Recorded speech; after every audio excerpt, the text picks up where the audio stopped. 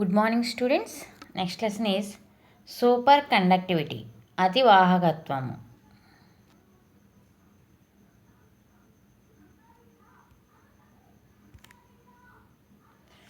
Super conductivity గురించి తెలుసుకునే ముందు మనం క్రిటికల్ టెంపరేచర్ దీన్నే ట్రాన్సిషన్ టెంపరేచర్ అని పిలుస్తాము. దీని గురించి తెలియాలి. సందిగ్ధ ఉష్ణోగ్రత అంటే ఏంటి? సో క్రిటికల్ టెంపరేచర్ అంటే the temperature at which the resistance disappears.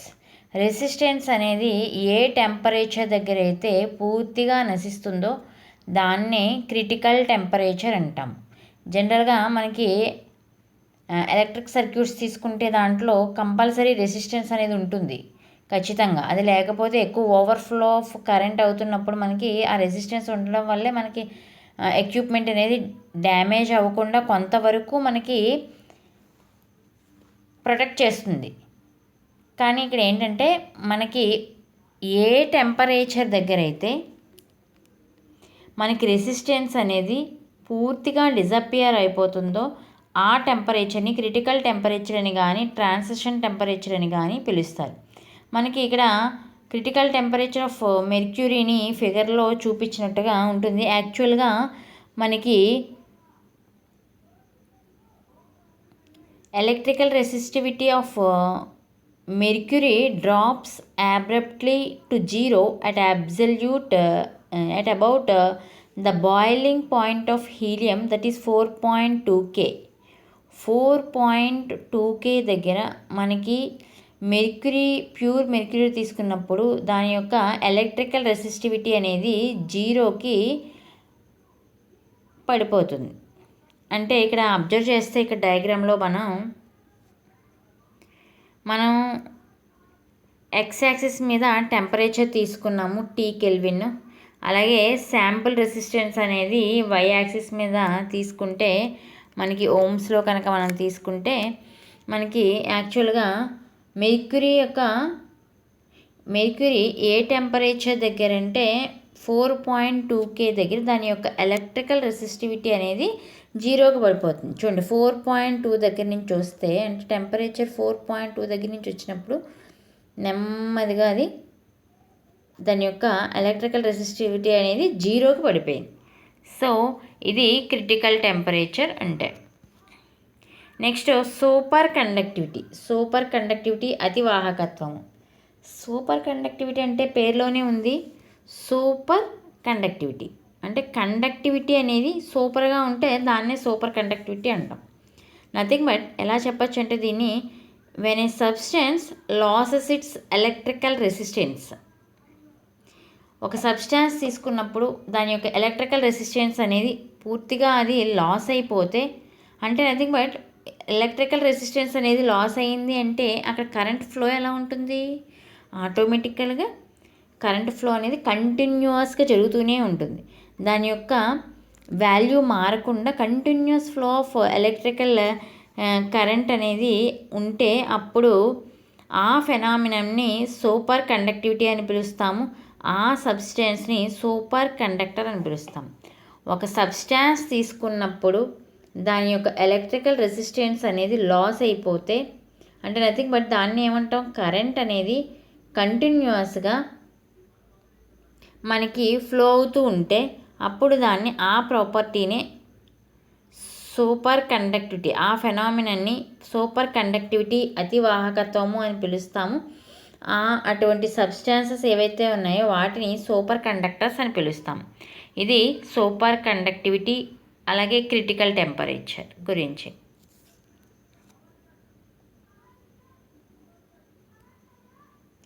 Next basic experimental facts, ప్రాథమిక ప్రయోగ పరిశీలనలు. Basic experimental facts super conductivity అనేది 2 మార్క్స్లో వచ్చే అవకాశం ఉంది. అలాగే క్రిటికల్ టెంపరేచర్ కూడా 2 మార్క్స్లో వచ్చే అవకాశం ఉంది. బేసిక్ ఎక్స్పెరిమెంటల్ ఫ్యాక్ట్స్ మీకు ఒక్కొక్కసారి 5 మార్క్స్లో అడగచ్చు, ఒక్కొక్కసారి 10 మార్క్స్లో కూడా అడిగే అవకాశాలు ఉన్నాయి. సూపర్ కండక్టివిటీ అంటే ఏంటి అని అడిగి దాంట్లోనే బేసిక్ ఎక్స్పెరిమెంటల్ ఫ్యాక్ట్స్ అడిగే అవకాశం ఉంది. సో దీని గురించి ఒకసారి చూద్దాం. ప్రాథమిక ప్రయోగ పరిశీలనలు. ఫస్ట్ది at room temperature they have high resistivity. అంటే సూపర్ కండక్టర్స్కి రూమ్ టెంపరేచర్ దగ్గర హై రెసిస్టెన్స్ ఉంటుంది. అలాగే మనం ఒక ఎలిమెంట్ తీసుకుంటే దాంట్లో డిఫరెంట్ ఐసోటోప్స్ అనేవి ఉంటాయి. సో ఈ ఐసోటోప్స్ ఒక్కొక్క ఐసోటోప్కి ఒక్కొక్క రకమైన ట్రాన్సిషన్ టెంపరేచర్ ఉంటుంది. అన్ని ఐసోటోప్స్కి ఒకే ట్రాన్సిషన్ టెంపరేచర్ ఉండాలని రూల్ ఏం లేదు. సో ఒక ఎలిమెంట్ తీసుకుంటే దాంట్లో ఉండేటువంటి డిఫరెంట్ ఐసోటోప్స్కి డిఫరెంట్ ట్రాన్సిషన్ టెంపరేచర్ అనేది ఉంటుంది. అలాగే మనకి టీసీ అనేది, అంటే టీసీని మనం ట్రాన్సిషన్ టెంపరేచర్ అని కానీ క్రిటికల్ టెంపరేచర్ అని కానీ అంటాము. క్రిటికల్ టెంపరేచర్ని కానీ ట్రాన్సిషన్ టెంపరేచర్ని కానీ టీసీతో డినోట్ చేస్తాము. సో టీసీ ఎప్పుడైతే డిక్రీజ్ అయిపోయిందో ఆటోమేటిక్గా ఐసోటోప్స్ యొక్క అటామిక్ వెయిట్ అనేది ఇంక్రీజ్ అయిపోతూ ఉంటుంది. అది మనకి ఒక ఫ్యాక్ట్ అనమాట. అలాగే మనం ఒక సూపర్ కండక్టివిటీ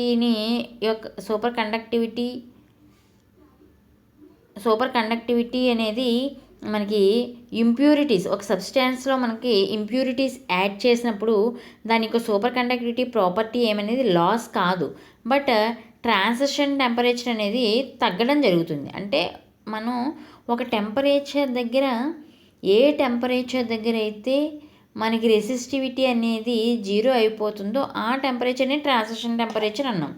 సో మనకి ఈ ట్రాన్సిషన్ టెంపరేచర్ ఏదైతే ఉందో అది ఇంకా తక్కువ వాల్యూకి వెళ్ళిపోతుంది. అంటే మనం ఎప్పుడైతే ఇంప్యూరిటీస్ అనేవి యాడ్ చేసామో సూపర్ కండక్టివిటీలో దాని యొక్క సూపర్ కండక్టివిటీ ఏం లాస్ కాదు, బట్ ఆ మెటీరియల్కి ట్రాన్సిషన్ టెంపరేచర్ అంటూ ఒకటి ఉంటుంది కదా, అదేంటంటే ఇంకా తగ్గుతుంది అనమాట. సో నథింగ్ బట్ ఇంకా కొంచెం తక్కువ వాల్యూకి మనకి తక్కువ టెంపరేచర్ దగ్గరే రెసిస్టెన్స్ అనేది 0 అయిపోతుంది. అంటే బిలో టెంపరేచర్ వరకు కూడా రెసిస్టెన్స్ 0 అవుతుంది కదా. సో అలా చూసినా మనకి దాని యొక్క వాల్యూ అనేది, ట్రాన్సిషన్ టెంపరేచర్ వాల్యూ అనేది తగ్గిపోతుంది అనమాట ఎప్పుడు మనం ఇంప్యూరిటీస్ కనుక యాడ్ చేసినప్పుడు. సో అలాగే 5th ఫ్యాక్ట్, మనకి ఎక్స్రే డైఫ్రాక్షన్ స్టడీస్ని బట్టి మనకి క్రిస్టల్ స్ట్రక్చర్ అనేది ఎటువంటి మార్పు ఉండదు. There is no change in the crystal structure as revealed by the x ray diffraction studies. X ray diffraction studies ప్రకారంగా మనకి క్రిస్టల్ స్ట్రక్చర్లో ఎటువంటి మార్పులు, చేంజెస్ అనేవి ఉండవు. అలాగే మనం వన్స్ ఈఎంఎఫ్ అప్లై చేసేసి ఒక కండక్టర్కి కనుక మనం ఈఎంఎఫ్ అప్లై చేసేసినప్పుడు ఎలక్ట్రికల్ కరెంట్ అనేది ఫ్లో అవుతుంది. సో ఇప్పుడు మనం ఏం చేస్తామంటే మనం అప్లై చేసిన ఈఎంఎఫ్ ఏదైతే ఉందో, అప్లైడ్ వోల్టేజ్ ఏదైతే ఉందో అది దాన్ని కనుక మనం తీసేసినప్పటికీ కూడా ఎలక్ట్రికల్ కరెంట్ అనేది ఎటువంటి హెచ్చు తగ్గులు లేకుండా ఫర్ ఏ లాంగ్ టైం వరకు కూడా మనకి కొన్ని ఇయర్స్ వరకు కూడా దాంట్లో కరెంట్ ఫ్లో అవ్వడం అనేది జరుగుతుంది. అలాగే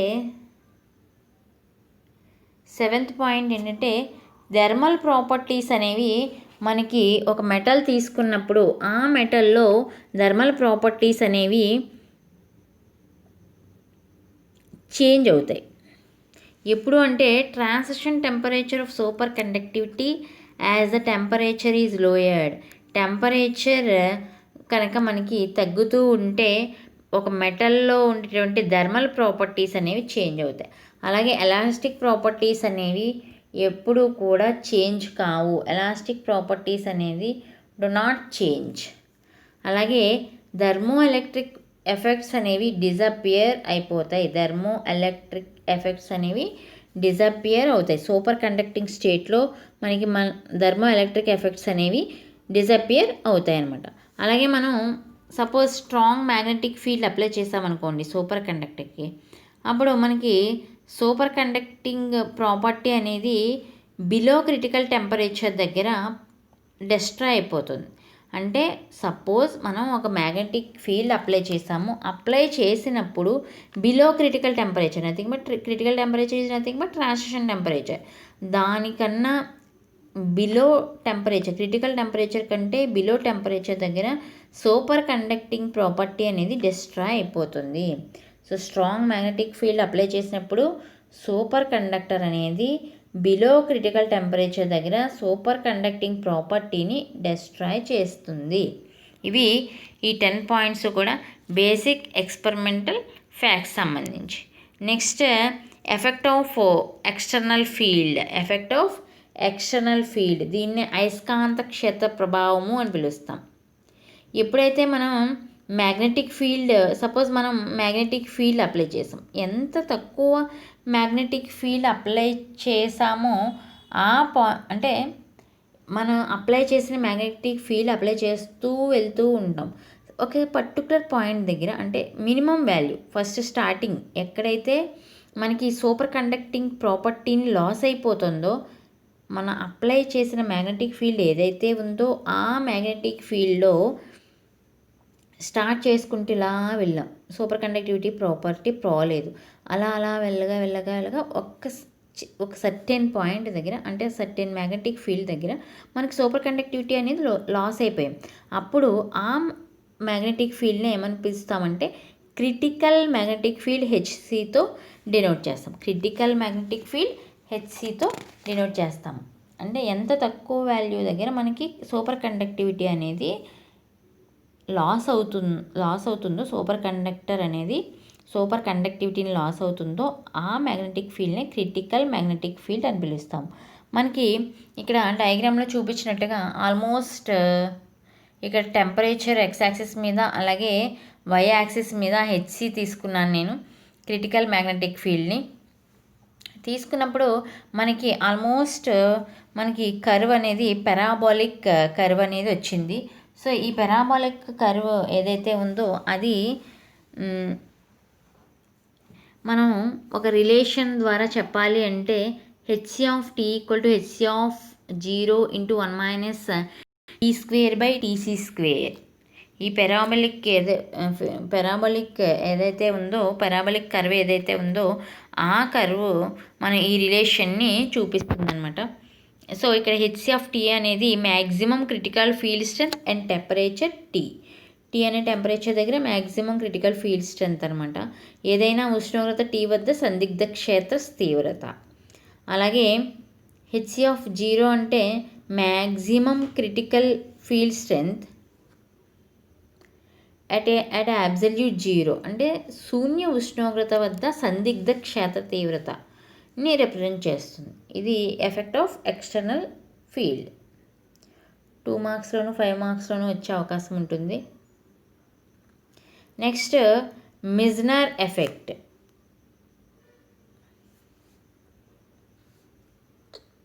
మిజ్నర్ ఫలితము, దీన్నే ఫ్లక్స్ ఎక్స్క్లూజన్ అని కూడా పిలుస్తాం. ఇక్కడ మనకి ఫిగర్ ఏ, ఫిగర్ బి 2 ఫిగర్స్ ఉన్నాయి కదా. సో ఫిగర్ ఏలో మనకి క్రిటికల్ టెంపరేచర్ కంటే ఎక్కువ టెంపరేచర్ ఉంది.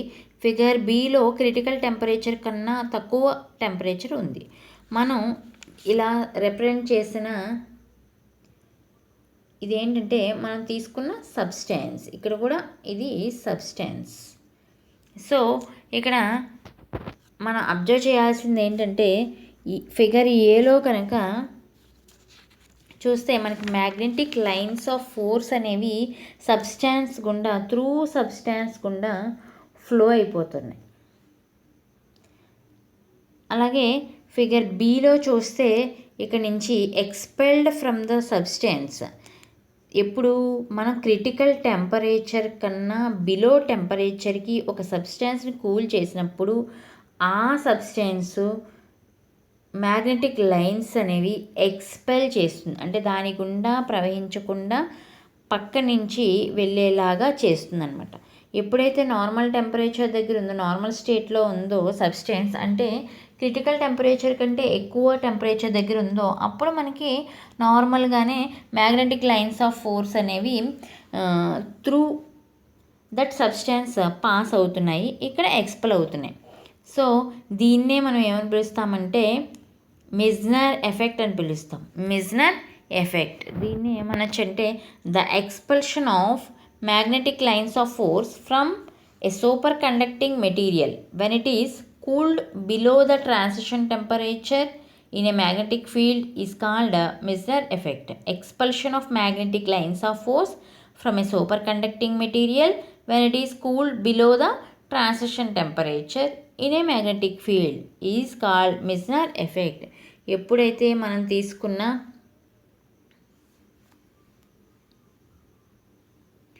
స్పెసిమెన్ కానీ లేదంటే మీరు ఇలా కూడా అనొచ్చు, ఒక సబ్స్టాన్స్ని తీసుకుని దాని యొక్క ట్రాన్సిషన్ టెంపరేచర్ కంటే బిలో టెంపరేచర్ కూల్ చేసినప్పుడు ఒకవేళ మనం మ్యాగ్నెటిక్ ఫీల్డ్ని కనుక అప్లై చేసినప్పుడు మ్యాగ్నెటిక్ లైన్స్ అనేవి ఎక్స్పెల్ అవుతాయి ఆ సబ్స్టాన్స్ దగ్గర నుంచి, ఆ సబ్స్టాన్స్ గుండా ప్రవహించవు.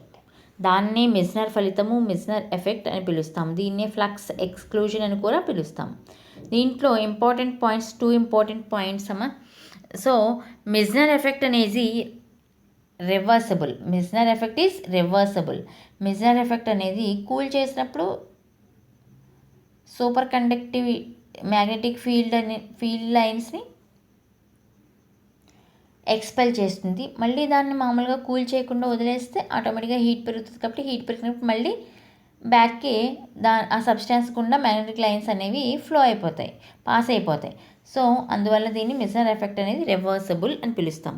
అలాగే సెకండ్ పాయింట్ ఏంటంటే superconductor is perfect diamagnetic అని చెప్పచ్చు. ఎందువల్ల అంటే మ్యాగ్నెటిక్ ఇండక్షన్ ఏదైతే ఉందో, మ్యాగ్నెటిక్ ఇండక్షన్ బీకి ఫార్ములా ఏంటంటే mu naught into H plus M. ఇక్కడ B equal to mu naught into H plus M. అయస్కాంత క్షేత్ర ప్రేరణకి సమీకరణం ఏంటంటే B equal to mu naught into H plus M. ఇక్కడ ఏమవుతుంది, మనం బిలో టెంపరేచర్ కూల్ చేసినప్పుడు మ్యాగ్నెటిక్ లైన్స్ అనేవి ఆ సబ్స్టాన్స్ గుండా పాస్ అవ్వట్లేదు. అంటే నథింగ్ బట్ మ్యాగ్నెటిక్ ఇండక్షన్ ఏమైంది, 0 అయింది. దాని ప్రకారంగా H plus M equal to 0 అవుతుంది. H equal to -m. దీని ఫస్ట్ ఈక్వేషన్ అనుకుందాము. ఇక్కడ హెచ్ అనేది మ్యాగ్నటైజింగ్ ఫీల్డ్ ఇంటెన్సిటీ, బాహ్య అయస్కాంత క్షేత్రము. అలాగే M equal to intensity of magnetization, పదార్థంలో వచ్చిన అయస్కాంతీకరణ తీవ్రత. మనకి మ్యాగ్నెటిక్ ససెప్టబిలిటీ xైని ఎలా చెప్పచ్చు, m/hగా చెప్తాం. సో అది సెకండ్ ఈక్వేషన్ అనుకుందాం. So from 1 and 2 first equation అలాగే సెకండ్ ఈక్వేషన్ బట్టి మనకి xై ఈక్వల్ టు -h/hగా రాయొచ్చు. So that equal to -1. So ఇదే maximum value for the susceptibility. So ససెప్టబిలిటీకి మ్యాక్సిమం వాల్యూ డయామాగ్నెటిక్ మెటీరియల్ తీసుకుంటే మ్యాక్సిమం వాల్యూ ఎంత అంటే 1. సో xై ఈక్వల్ టు మనకి ఎంత వచ్చింది, -1. సో ఇదే మ్యాక్సిమం వాల్యూ డయామాగ్నెటిక్ మెటీరియల్కి. సో దాన్ని బట్టి కూడా మనం సూపర్ కండక్టర్ అనేది పర్ఫెక్ట్ డయామాగ్నెట్ అని చెప్పచ్చు. మెస్నర్ ఎఫెక్ట్ చాలా చాలా ఇంపార్టెంట్ 5 మార్క్స్లోను. అలాగే మెస్నర్ ఎఫెక్ట్ ఒక్కొక్కసారి జస్ట్ 2 మార్క్స్లో కూడా అడిగే అవకాశం ఉంటుంది. నెక్స్ట్ ఐసోటోప్ ఎఫెక్ట్, ఐసోటోప్ ఫలితం. ఐసోటోప్ ఫలితం అంటే ఏం లేదమ్మా, క్రిటికల్ టెంపరేచర్ ఏదైతే ఉందో ఒక సూపర్ కండక్టర్ తీసుకుంటే దాని యొక్క క్రిటికల్ టెంపరేచర్ అనేది దేనికి ప్రపోర్షనల్గా ఉంటుంది అంటే reciprocal of square root of isotopic mass. Reciprocal of square root of isotopic mass. Critical temperature సందిగ్ధ ఉష్ణోగ్రత అనేది దేనికి ప్రపోర్షనల్గా ఉంటుంది అంటే ఐసోటోప్ పరమాణు భారము యొక్క వర్గమూలానికి ప్రపోర్షనల్గా ఉంటుంది, అనులోమానుపాతంలో ఉంటుంది. దాన్నే ఐసోటోప్ ఫలితము అని పిలుస్తాం. క్రిటికల్ టెంపరేచర్ అనేది దేనికి ప్రపోర్షనల్గా ఉంటుంది, reciprocal of square root of isotopic mass. దీనికి మనకి ప్రపోర్షనల్గా ఉంటుంది. దాన్నే ఐసోటోప్ ఎఫెక్ట్ అని పిలుస్తాము. సో దీన్ని ఎలా రాయొచ్చు, critical temperature TC is proportional to 1/√m. దీన్ని ఎలా రాయొచ్చు, TC into m⁻1/2 equal to constant. దీన్ని జనరలైజ్డ్ ఫార్ములా ఎలా రాయొచ్చు, TC into M power alpha equal to constant, alpha equal to 1/2. Most of the కేసెస్లో ఆల్ఫా వాల్యూ 1/2 అవుతుందన్నమాట. Suppose for example మనం mercury తీసుకుంటే టీసీ వాల్యూ అనేది 4.185 కెల్విన్ దగ్గర నుంచి 4.146 కెల్విన్ వరకు ఉంటుంది. ఏంటి క్రిటికల్ టెంపరేచర్ అనేది. సో ఐసోటోపిక్ మాస్ అనేది ఐసోటోపిక్ మాస్ 199.5 నుంచి 203.4 అటామిక్ మాస్ యూనిట్స్కి మారుతున్న రేంజ్లో మనకి ఈ టీసీ అనేది వ్యారీ అవుతుందన్నమాట. సో మనకి ఎక్స్పెరిమెంటల్గా చూసినప్పుడు ఈ TC into M power alpha equal to constant అని రాస్తాము. ఆల్ఫా అనేది ఆల్మోస్ట్ ఆల్ ద కేసెస్లో హాఫే ఉంటుంది.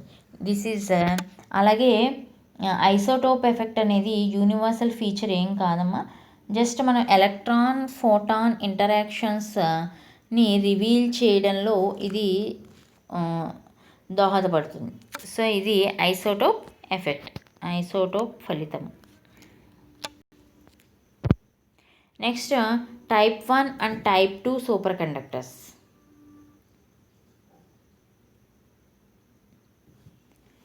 Type 1 and type 2 super conductors based on the magnetic behaviour. Magnetic బిహేవియర్ని బట్టి మనం సూపర్ కండక్టర్స్ని 2 టైప్స్లో డివైడ్ చేయొచ్చు. First one type 1 super conductor, దీన్ని సాఫ్ట్ సూపర్ కండక్టర్స్ అని కూడా పిలుస్తాము, మృదు అతివాహకాలు అని పిలుస్తాము. టైప్ 2 సూపర్ కండక్టర్స్ని హార్డ్ సూపర్ కండక్టర్స్ అని కూడా పిలుస్తాం, కఠిన లేదా దృఢ అతివాహకాలు అని పిలుస్తాం. ఫస్ట్ మనం టైప్ 1 సూపర్ కండక్టర్ గురించి చూద్దాం. మనం ఈ ఫిగర్లో చూపించినట్టుగా టైప్ 1 సూపర్ కండక్టర్ అనేది మనం ఎక్స్ యాక్సిస్ మీద ఎక్స్టర్నల్ మ్యాగ్నెటిక్ ఫీల్డ్ హెచ్ తీసుకున్నాము, అలాగే వై యాక్సిస్ మీద మ్యాగ్నెటైజేషన్ తీసుకున్నాం.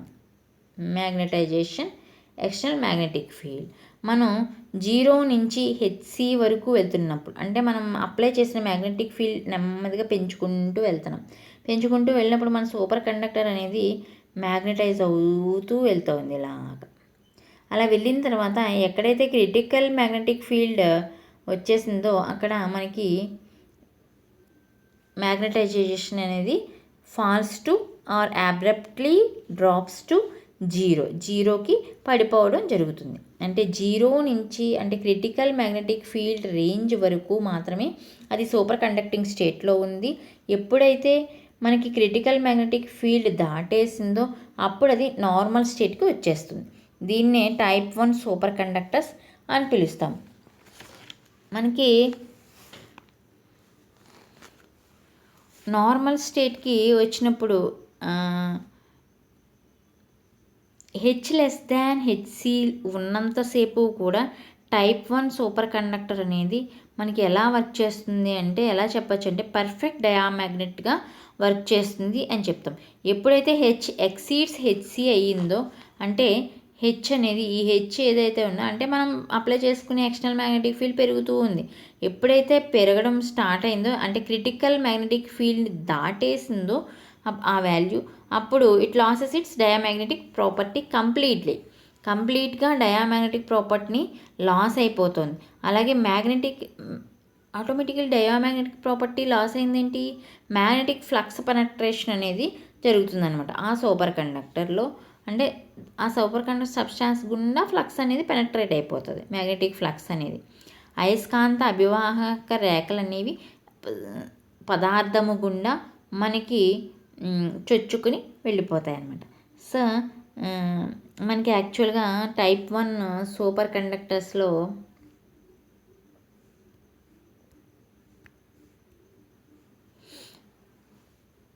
Critical field value Hc for type 1 superconductor is found to be very low. మనకి క్రిటికల్ ఫీల్డ్ వాల్యూ అంటే హెచ్సి ఏదైతే ఉందో అది చాలా తక్కువగా ఉంటుంది టైప్ 1 సూపర్ కండక్టర్.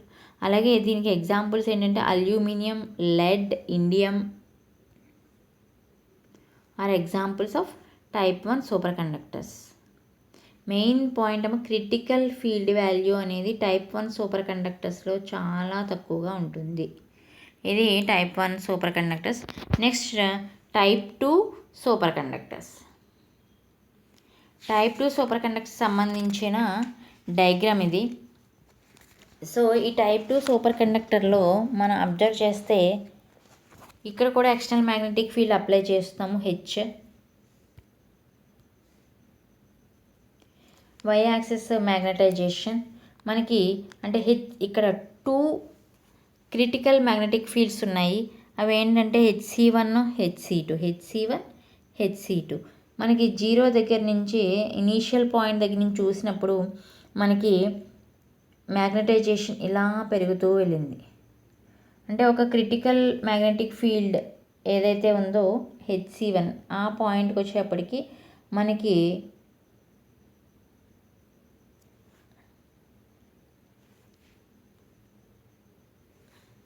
అంతవరకు కూడా HC1 వరకు కూడా మనకి ఈ మ్యాగ్నటైజేషన్ అనేది జరిగింది. సో ఇక్కడ ఏంటి, ఇది సూపర్ ఈ HC1ని రీచ్ అయ్యేంత వరకు కూడా అంటే ఈ పార్ట్ అంతా కూడా మనకి సూపర్ కండక్టింగ్ స్టేట్లోనే ఉంది. సో HC1 దగ్గర నుంచి HC2కి ఇంక్రీజ్ అవుతూ అంటే ఇంకా మనం అప్లై చేస్తున్న ఎక్స్టర్నల్ మ్యాగ్నెటిక్ ఫీల్డ్ అనేది ఇంక్రీజ్ అవుతూ ఉన్నప్పుడు మనకి ఆటోమేటిక్గా ఇప్పటి వరకు మనకి దాని యొక్క సూపర్ కండక్టింగ్ స్టేట్లోనే ఉంది కాబట్టి ఫ్లక్స్ అనేది పెనట్రేట్ అవ్వదు, ఎందుకంటే సూపర్ కండక్టింగ్ స్టేట్లో ఉంది. సూపర్ కండక్టర్స్ ప్రాపర్టీయే అది, అందుకని డయామాగ్నెటిక్ మెటీరియల్స్ అన్నాం. సో ఎప్పుడైతే దాన్ని ఎక్సీడ్ అయిపోయిందో అంటే క్రిటికల్ మ్యాగ్నెటిక్ ఫీల్డ్ దాని రేంజ్ ఎక్సీడ్ అయిపోయిందో అప్పుడు అది ఆటోమేటిక్గా చిన్నగా దాని యొక్క సూపర్ కండక్టివిటీ ప్రాపర్టీని మెల్లగా కోల్పోతూ ఉంటుంది అనమాట. సో HC1 దగ్గర నుంచి HC2 దగ్గరికి వెళ్ళే కొద్దీ కూడా దాని యొక్క లైట్గా మనకి పార్షియల్ ఫ్లక్స్ పెనట్రేషన్ అనేది జరుగుతుంది. మనకి ఇక్కడ అంటే పార్షియల్గా ఫ్లక్స్ పెనట్రేట్ అవుతుంది, అంటే మనకి మీడియంగా మనకి దాని సూపర్ కండక్టివ్ ప్రాపర్టీని నెమ్మదిగా కోల్పోతూ ఉంటుంది అనమాట. సో HC2 రీచ్ అయ్యేటప్పటికి ఆటోమేటిక్గా మ్యాగ్నటైజేషన్ పూర్తిగా కంప్లీట్గా వ్యానిష్ అయిపోతుంది, కంప్లీట్గా పోతుందన్నమాట. సో దీన్ని HC1 దగ్గర నుంచి HC2 రేంజ్ ఏమని చెప్పచ్చు అంటే మిక్స్డ్ స్టేట్గా చెప్తాము. సో దీన్నే వార్టెక్స్ స్టేట్ అని కూడా పిలుస్తాం. వార్టెక్స్ స్టేట్ అని కానీ మిక్స్డ్ స్టేట్ అని కానీ పిలుస్తాము. అలాగే ఇది HC1 దగ్గర నుంచి HC2 వరకు ఇది magnetically mixed state but electrically super కండక్టరే. అంటే ఎలక్ట్రికల్గా సూపర్ కండక్టర్ లానే ఉంటుంది, కాకపోతే మ్యాగ్నెటిక్ ఫీల్డ్ ప్రకారంగా అది మిక్స్డ్ స్టేట్లో ఉంటుంది. మ్యాగ్నెటికల్లీ it is in mixed state but electrically it is a super conductor. ఇది టైప్ 2 సూపర్ కండక్టర్. సో మనకి ఫ్లక్స్ పెనట్రేషన్ అనేది ఎలా జరుగుతుంది అనేది చూద్దాం. ఫ్లక్స్ పెనట్రేషన్ ఫిలమెంట్స్ తీసుకున్నప్పుడు మన ఫ్లక్స్ పెనట్రేషన్ అనేది మీకు క్లియర్గా ఇక్కడ తెలుస్తుంది. ఇవన్నీ కూడా సూపర్ కండక్టింగ్ పార్ట్స్లోంచి ఇలా ఫ్లక్స్ పెనట్రేట్ అవుతుంది. ఫిలమెంట్స్ తీసుకున్నప్పుడు ఫ్లక్స్ ఎలా పెనట్రేట్ అవుతుందని మొత్తం యాజ్ ఇట్ ఈజ్ సేమ్ అలాగే మొత్తం అన్నీ కూడా ఫ్లక్స్ పెనట్రేషన్ అనేది జరుగుతుంది. ఇది డయాగ్రామ్లో ఇది టైప్ 2 సూపర్ కండక్టర్స్. ఇంతవరకు type 1 type 2 super conductors very important from this lesson and this is an SA question. ఇది ఎస్ఏ క్వశ్చన్ అమ్మ. అలాగే ఖచ్చితంగా ఒక్కొక్కసారి type 1 type 2 super conductors differences ఏంటి అని కూడా అడుగుతాడు. 5 మార్క్స్లో కానీ 2 మార్క్స్లో ఏవో 2 డిఫరెన్సెస్ రాయండి, అలా కూడా అడిగే అవకాశాలు ఉంటాయి. Next applications of super conductors యొక్క అప్లికేషన్స్, అనువర్తనాలు. First one power transmission. Power transmission, electrical power transmission జరుగుతున్నప్పుడు ఏదైనా ఒక కండక్టర్ తీసుకున్నప్పుడు ఆ కండక్టర్లో మనకి పవర్ ట్రాన్స్మిషన్ జరుగుతున్నప్పుడు ఖచ్చితంగా ఎనర్జీ లాస్ అనేది జరుగుతుంది. ఆ ఎనర్జీ లాస్ ఎంత ఉంటుంది అంటే I²R ఉంటుంది. I²R. మనం ఇప్పుడు అదే ప్లేస్లో మన మెటీరియల్ సూపర్ కండక్టర్ తీసుకున్నాం అనుకోండి, ఆటోమేటిక్గా రెసిస్టెన్స్ 0 కాబట్టి ఎనర్జీ లాస్ ఏమవుతుంది, పూర్తిగా ఎనర్జీ లాస్ అనేది ఏమీ ఉండదు. సో ఆర్ 0 అయిపోయిందంటే ఆటోమేటిక్గా ఎనర్జీ లాస్ వాల్యూ ఎంత, 0. సో 0 అవుతుంది అంటే ఆటోమేటిక్గా అక్కడ ఎనర్జీ లాస్ ఏమైనా ఉందా, లేదు. అంటే మనకి పవర్ ట్రాన్స్మిషన్ అనేది లోయర్ వోల్టేజ్ లెవెల్స్ దగ్గరే మనకి పవర్ ట్రాన్స్మిషన్ అనేది బాగా జరుగుతుంది. ఇది power transmission. Second one, super conducting magnets.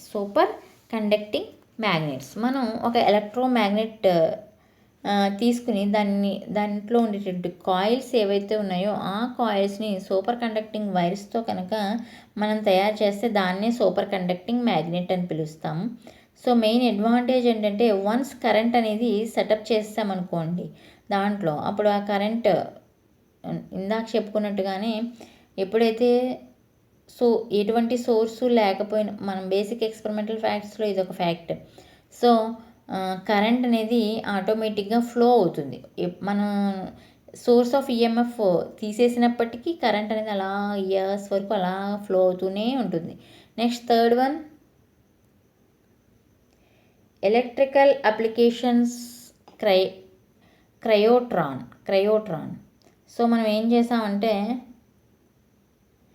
క్రయోట్రాన్ principle ఏంటంటే disappearance of super conductivity above HC దగ్గర సూపర్ కండక్టివిటీ అనేది డిసపియర్ అయిపోతుంది అనే ప్రిన్సిపల్ మీద ఆధారపడి క్రయోట్రాన్ అనేది మనకి వర్క్ చేస్తుంది. అంటే సూపర్ కండక్టివిటీ అబౌవ్ హెచ్సి దగ్గర సూపర్ కండక్టివిటీ అనేది డిసపియర్ అయిపోతుంది. ఆ ప్రిన్సిపల్ మీద ఆధారపడి క్రయోట్రాన్ వర్క్ చేస్తుంది. మనం 2 టైప్స్ ఆఫ్ మెటీరియల్స్ తీసుకుందాము. ట్యాంటలం అనేది దాని యొక్క క్రిటికల్ టెంపరేచర్ 4.4K ఉంటుంది. అలాగే నియోబియం అనే రెండో మెటీరియల్ తీసుకున్నాము, దాని యొక్క క్రిటికల్ టెంపరేచర్ TC = 9.3K ఉంటుంది, 3 కెల్విన్ ఉంటుంది. సో మనం కనుక క్రయోట్రాన్ని ఈ రెండు మెటీరియల్స్తో కనుక మనం తయారు చేసినప్పుడు మనకి ట్యాంటలంకి 4.4K, నియోబియంకి 9.3. మనకి ఈ రెండు మెటీరియల్స్తో తయారు చేసినప్పుడు మనకి సూపర్ కండక్టివిటీ ప్రాపర్టీ ఎప్పుడు కోల్పోతుంది అంటే 4.4K వరకు అది సూపర్ కండక్టింగ్ స్టేట్లోనే ఉంటుంది. అబౌవ్ 4.4K వచ్చేటప్పటికి అది సూపర్ కండక్టివిటీ ప్రాపర్టీని కోల్పోతుంది అన్నమాట. సో ఇది ఎలక్ట్రికల్ అప్లికేషన్స్ ఆఫ్ క్రయోట్రాన్. నెక్స్ట్ దీనికి సంబంధించిన డయాగ్రాము క్రయోట్రాన్ ఎలా ఉంటుందన్నమాట. పైన మనం ఇలా ట్యాంటలం వైర్, ఇది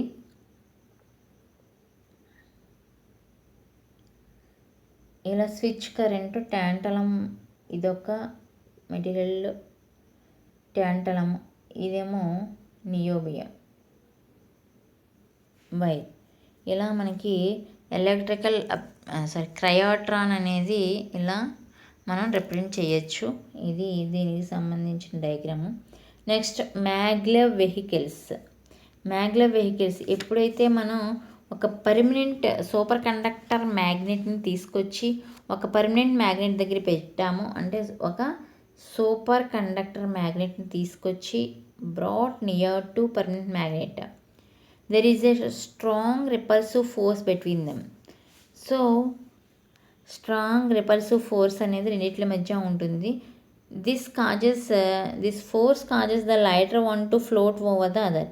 ఏదైతే ఎక్కువ ఎనర్జీ ఉందో ఆటోమేటిక్గా దాని వైపు రెండోది వెళ్ళిపోతుందంట. This is known as magnetic levitation అని పిలుస్తాం. ఇది అప్లికేషన్స్ ఆఫ్ సూపర్ కండక్టర్. ఇంతవరకు ఈ లెసన్ ఎండ్ అయిందమ్మా. మనకి 4th యూనిట్కి అంటే 5th యూనిట్ నేను స్టార్ట్ చేశాను. ఫస్ట్ 5th యూనిట్లో క్రిస్టల్ స్ట్రక్చర్లో అలాగే సూపర్ కండక్టివిటీ ఈ 2 లెసన్స్ ఉంటాయి. ఈ 2 లెసన్స్ నుంచి మనం ఆల్రెడీ క్రిస్టల్ స్ట్రక్చర్ సంబంధించి ఏవేవి ఎస్ఎస్ వస్తాయనేది మాట్లాడుకున్నాము. సూపర్ కండక్టర్లో మాత్రం బేసిక్ ఎక్స్పెరిమెంటల్ ఫ్యాక్ట్స్, అలాగే టైప్ 1 టైప్ 2 సూపర్ కండక్టర్స్ ఈ రెండు మీకు ఎస్ఎస్లో వస్తాయి. కనుక అన్ని మెజార్ ఎఫెక్ట్, ఐసోటోప్ ఎఫెక్ట్ ఇవన్నీ 5 మార్క్స్కి. అలాగే సూపర్ కండక్టర్ అంటే ఏంటి 2 మార్క్స్. అలాగే అప్లికేషన్స్ ఆఫ్ సూపర్ కండక్టర్ కూడా ఒక్కొక్కసారి 5 మార్క్స్లో అడిగే అవకాశం ఉంటుంది, అలాగే 2 మార్క్స్లో కూడా అడిగే అవకాశం ఉంటుంది. సో గమనించగలరు. Thank you.